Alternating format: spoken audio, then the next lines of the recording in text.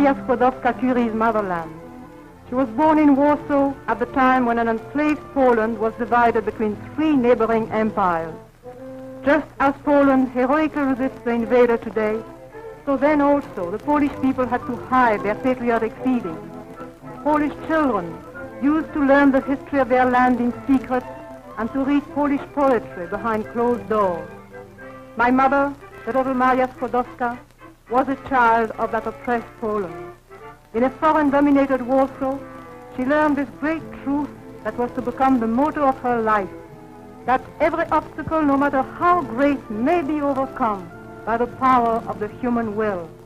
It was an oppressed Poland that taught her to sacrifice all for the sake of others and for the sake of an ideal.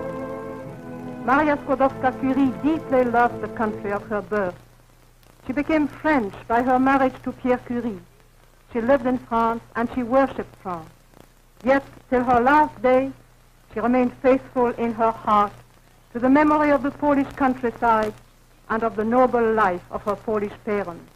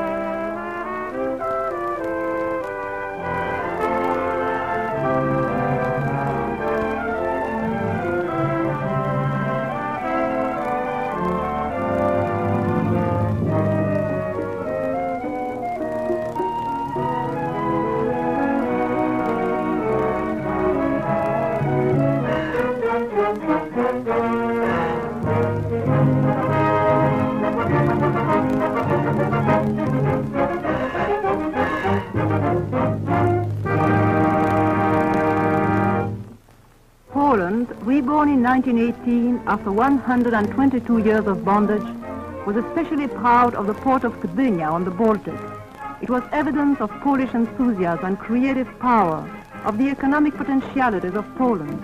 From a small fishing village of a few hundred souls, Gdynia grew in these short years between the two world wars to be a beautiful modern city of 100,000 inhabitants, the fifth largest seaport in Europe and the largest on the Baltic.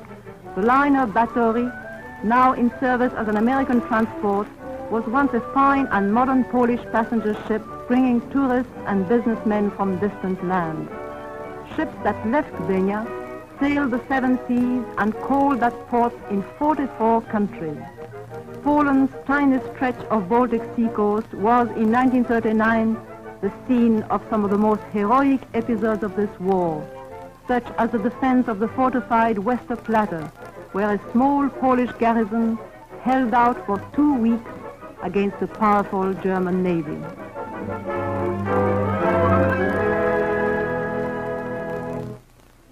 Historically, Poland grew around the basin of the Vistula River.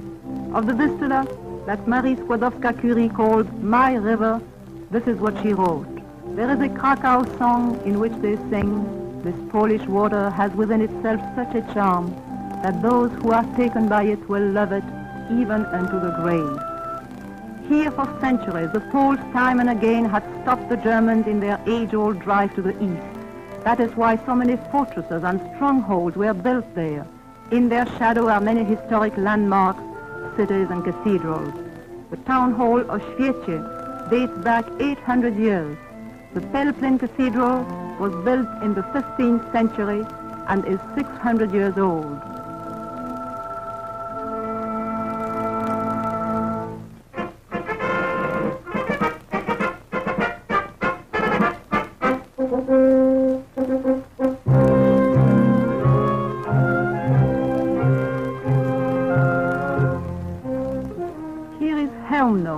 The 10th century city with a town hall preserved in its original beauty. On the banks of the Vistula stands the old town of Torun. Its old 13th century town hall makes a quaint contrast with the boldly modernistic building that houses the local offices. Nicholas Copernicus, the astronomer, was born in Turin. One of the world's greatest minds, he made the discovery that the Earth moved around the sun. There is an old nursery rhyme about Copernicus. He stopped the sun, he moved the Earth, he was a man of Polish birth. All the world, of course, knows Venice and Bruges, the Belgian Venice of the West. Not everyone knows, however, that in a way Poland has its Venice too, the old city of Bydgoszcz, all crisscrossed by canals, a Venice of the East.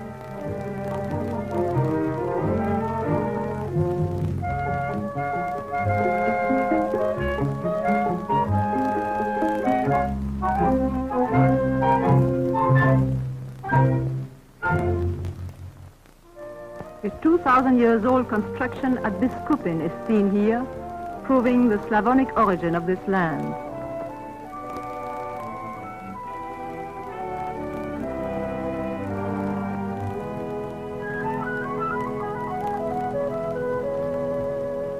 A 1,000 years ago, the Polish frontier ran to near where Berlin and other German cities stand.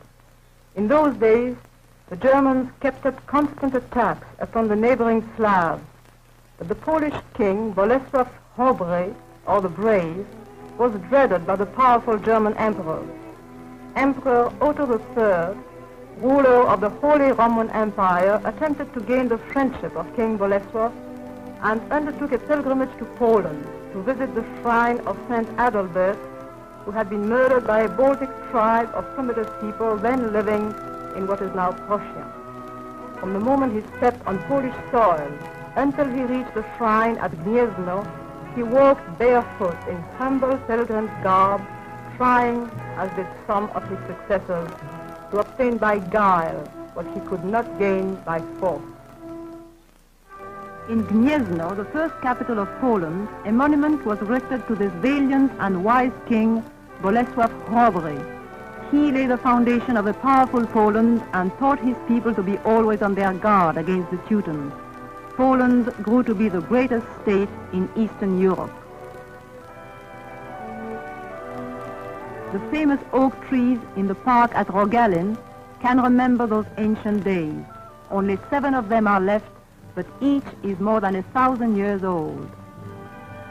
Poznań's town hall's foundations were laid early in the 13th century.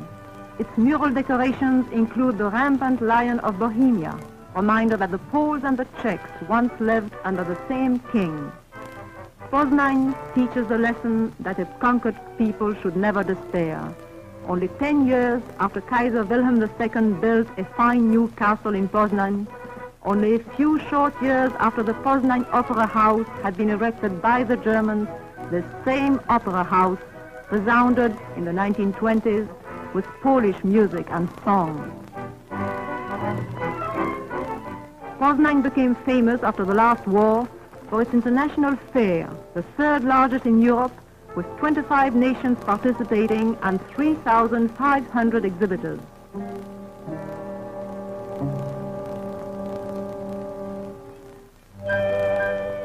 Poznań has a Woodrow Wilson Park and a monument to President Wilson, given to the city by Ignacy Paderewski, the great Polish artist. The German invaders were to wreck it savagely in 1939. The Kurnik and Gołuchów museums contain fine collections of old Polish armor, pottery, and rugs.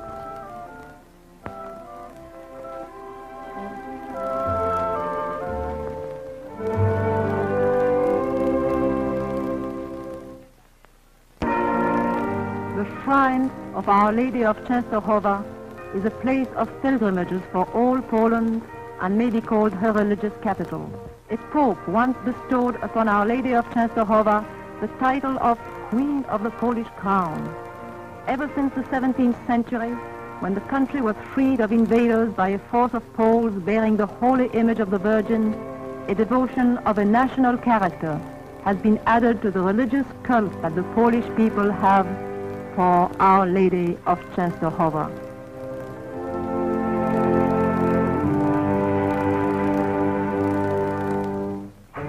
Upper Silesia is extremely rich in natural resources, such as zinc ore and coal.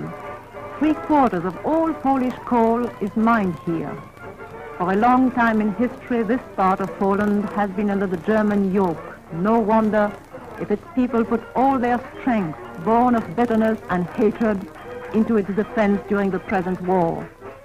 One of the most tragic episodes of the 1939 campaign was the slaughter by the Germans of all the Boy Scouts in Katowice, capital of Upper Silesia.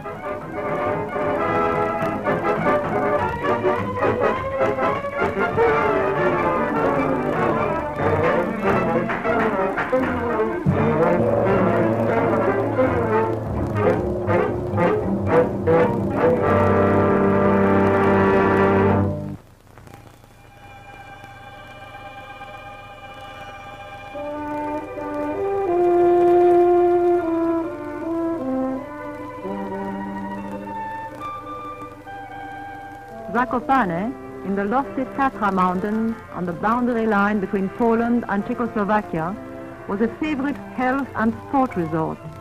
In summer, it was the mecca of mountain climbers, while its winter sports season attracted visitors from all over the world.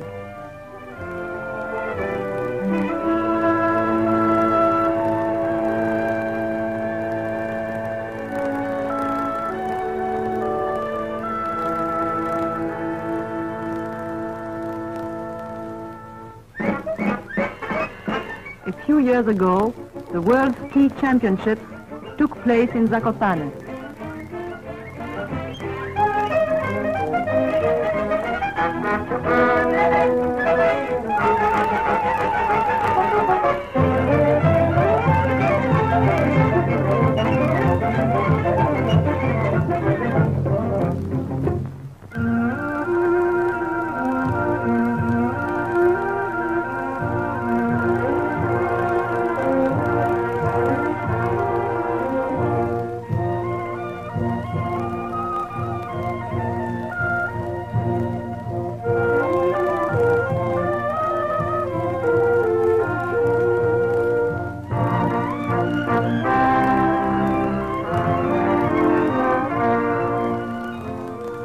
The people of this mountainous country have preserved their quaint costumes, language, and their old peasant dances. Their music, based on the archaic Aryan scale, was a source of delight to many a modern composer.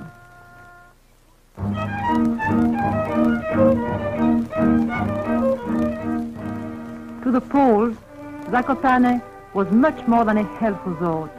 It was a rendezvous of artists, writers, scientists, and poets who found inspiration in the life of the simple mountain folk, in their legends and tales, in the beauty of their unspoiled land.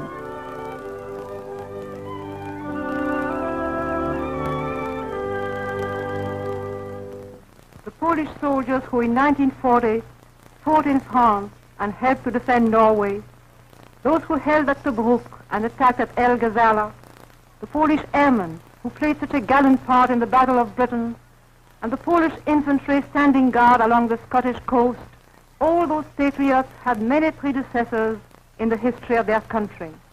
For our freedom and for yours is Poland's ancient battle cry. Even when their own country no longer existed on the map, Polish soldiers were always ready to fight for a great cause. Poles fought for freedom in the United States, in Italy, in Hungary, in Belgium, the Argentine, Brazil, Peru, and Bolivia. Many centuries ago, the rulers of Poland had already given guarantees of personal and political liberty to their people. One of the outstanding dates in Poland's history is the year 1430, when a Bill of Rights in the form of the Neminem Captivabimus Act was written. More than 200 years before the English Habeas Corpus Act, this law guaranteed personal liberty to all and forbade arrest without warrant or punishment without proven guilt. Kraków, capital of Poland from the 14th to the 17th century, is rich in architectural treasures of that period. One of the most beautiful Gothic structures is the Cloth Hall. We might call it the first department store in the world. It was built even earlier than the Cloth Hall of Ypres. In Kraków, we also find the second oldest university in Central Europe.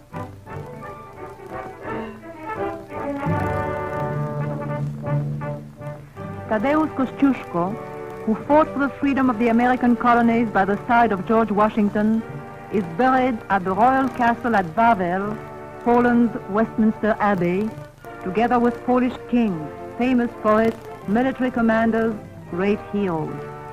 After his return from America, Kościuszko led the Polish insurrection against the Russian Tsar. Wearing a peasant garb, he won a battle near Krakow at the head of a regiment of sturdy peasants. He is worshipped all over Poland.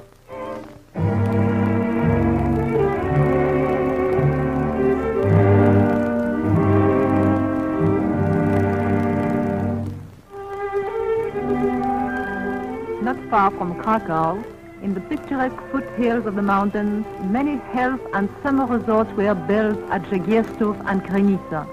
In peacetime, the latter was an internationally known spa.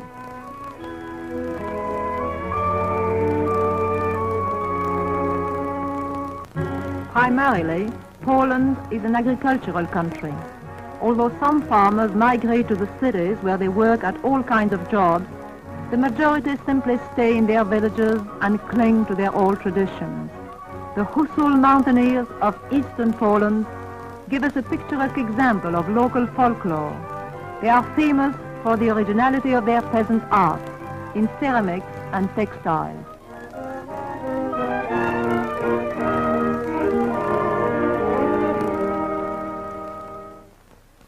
Let us go back to the warriors of Poland, to her famous soldiers.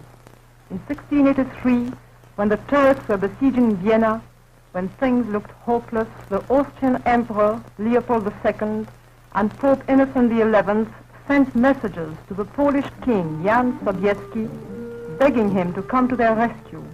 The king arrived at the head of his army and completely routed the Turks.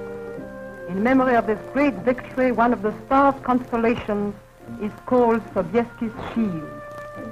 Later on, Turkey and Poland concluded a pact of lasting friendship, and Turkey was the only country which did not recognize the partitions of Poland.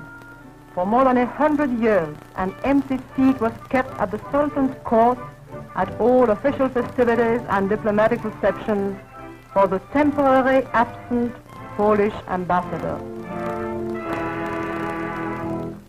To King Jan Sobieski, the Poles erected a monument in the city of Lwów, the southern bastion of Polish culture. As is often the case with frontier cities, its inhabitants are the most ardent and devoted patriots.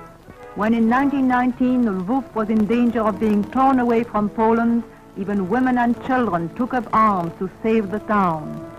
Some of these eaglets, as the people called them, lie in the cemetery, together with American airmen of the famous Kościuszko squadron who had come over to help save the town of Lwów for Poland. The grateful inhabitants erected a monument to their memory.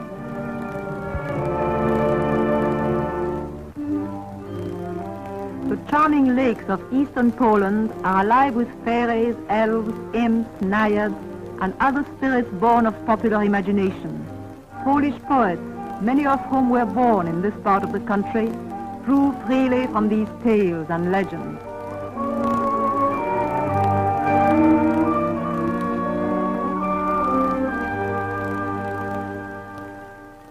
Now here is a true story, not a legend.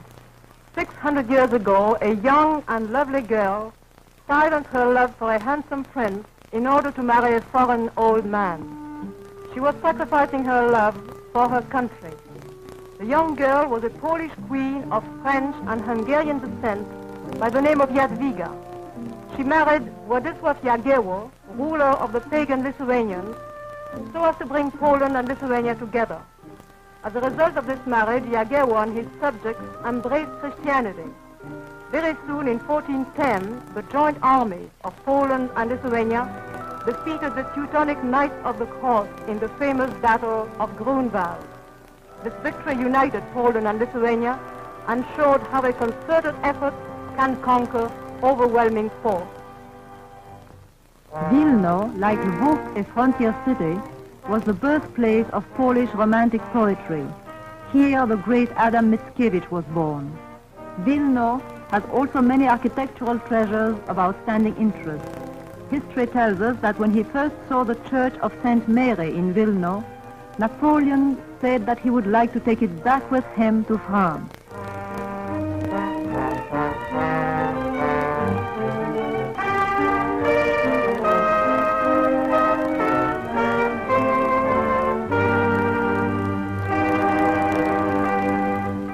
The holy picture of Our Lady of Ostra Brama is worshipped here, as is the shrine of Our Lady of Częstochowa in western Poland.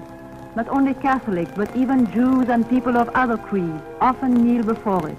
In the Rosa Cemetery, on the outskirts of Wilno, the heart of Marshal Pilsudski is buried. Pilsudski had expressed a wish that it should lay there next to the grave of his mother.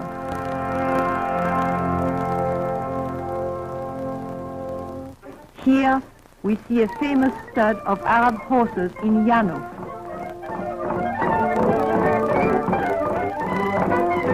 Horse breeding was developed in Poland on a large scale.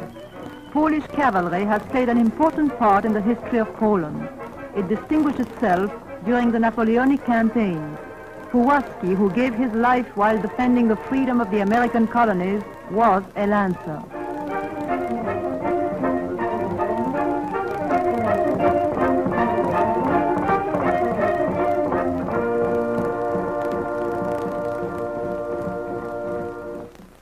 In 1569, an impressive ceremony known as the Union of Lublin further strengthened the ties between Poland and Lithuania. The members of the Lithuanian House of Representatives journeyed to the Polish city of Lublin and there joined with the Polish Parliament in a unanimous vote for the union of the free with the free and the equal with the equal.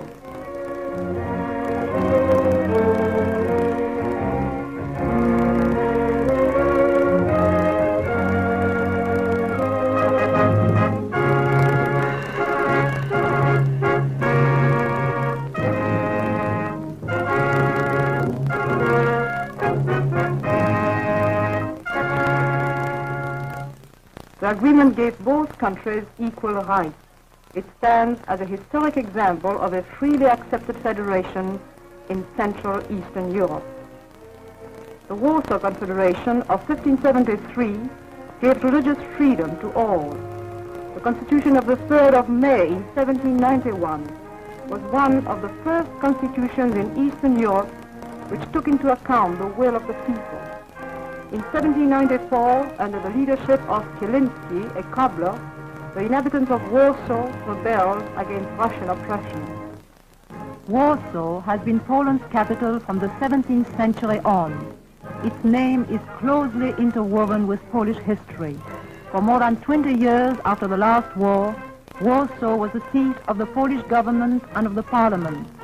Here in September 1939, the heroic Poles defended their city for 3 dramatic weeks. They only surrendered after all water, food, and ammunition were spent. The finest historical buildings and churches in Warsaw have been destroyed by German bombs. The great Chopin was born on the outskirts of Warsaw and studied in that city.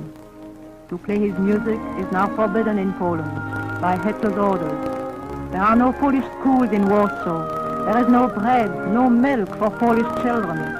Every day some inhabitants of Warsaw die of starvation or are tortured in concentration camps. But in every Polish home, no doubt, in homes such as the one where my mother, Maria Skłodowska-Curie, was born, someone today is teaching Polish children in secret. Someone is printing an underground newspaper. In every such home, Polish men and women are making daring plans to help the armies of their liberators of the United Nations. They silently prepare for the day when, after so much suffering, so much fighting, so much waiting, they will again be the citizens of a free Poland.